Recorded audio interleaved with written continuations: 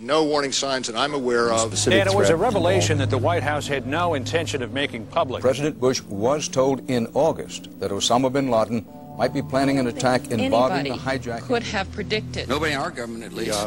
August 6th PDP. I believe the title was Bin Laden Determined to Attack Inside the United States.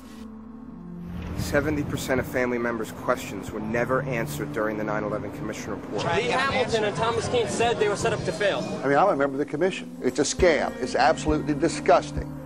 The questions, Mr. President. The questions. Building 7 ablaze at the moment and apparently getting ready to collapse. Building 7, free-fall collapse. Well, no, there's number 7 coming down. The excitement and the fun that people get watching an old building being demolished, and they wired very carefully for days, and it's a very careful operation. Third time today. It's reminiscent of those pictures we've all seen too much on television before, when a building was deliberately destroyed by well-placed dynamite to knock it down. The smartest thing to do is pull it.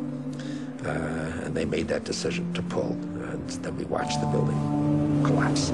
Jane, what more can you tell us about the Salomon Brothers building and its collapse? Well, only really what you already know. Details are very, very sketchy. We're getting information now that one of the other buildings, Building 7 in the World Trade Center complex, is on fire and has either collapsed or is collapsing. The Pentagon. Vanishing airplane. From my close-up inspection, there's no evidence of a plane having crashed anywhere near the Pentagon. The only site is the actual site of the building that's crashed in, and as I said, the only pieces left that you can see are small enough that you could pick up in your hand.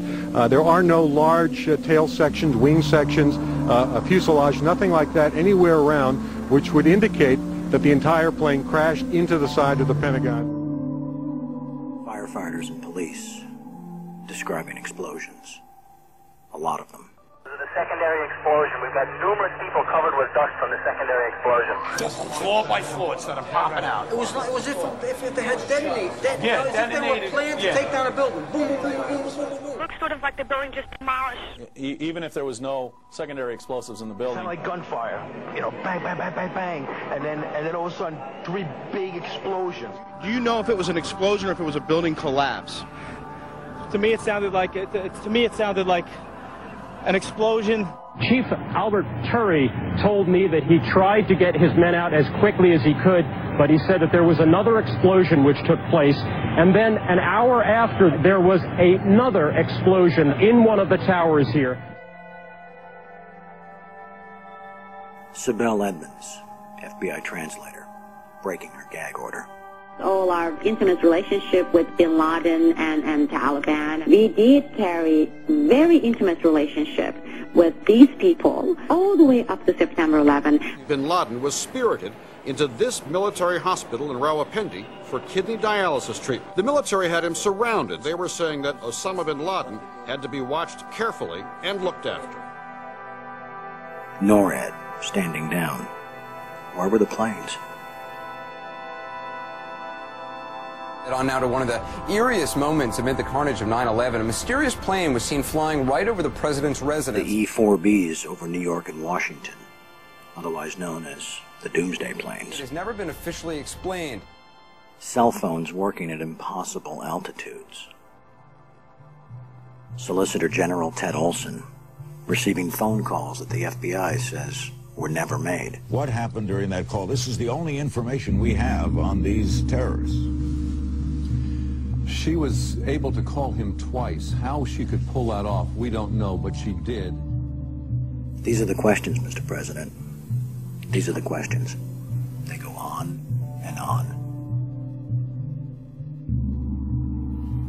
Good afternoon, Mr. President. I come to you today representing the families of the victims of September 11th, as well as millions of my fellow Americans. Hopefully by now you've had a chance to read my letter to you, 20 Minutes with the President, and if not, at least had its contents brought to your attention. We have questions, Mr. President. Lots of questions. A lot of them are detailed in my letter, but trust me, there are hundreds more questions.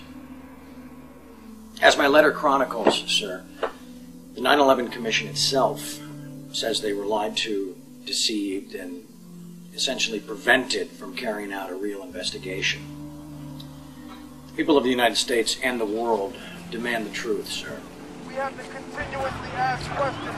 That's what a patriot does. That's what a true American does. We ask questions. You, sir, have the power as well as the responsibility to initiate a truly independent congressional investigation into the events of 9/11 as well as its aftermath. We want our country back, Mr. President. Therefore, I'm not just calling on you and your team. I'm calling on each and every American citizen to wake up, stand up, and demand the truth.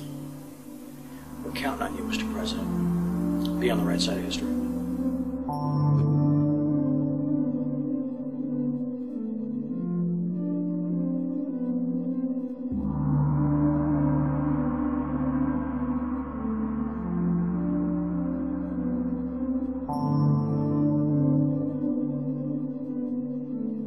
Are you now saying that they weren't asking to block an investigation? An investigation must not interfere with the ongoing efforts to prevent the next attack.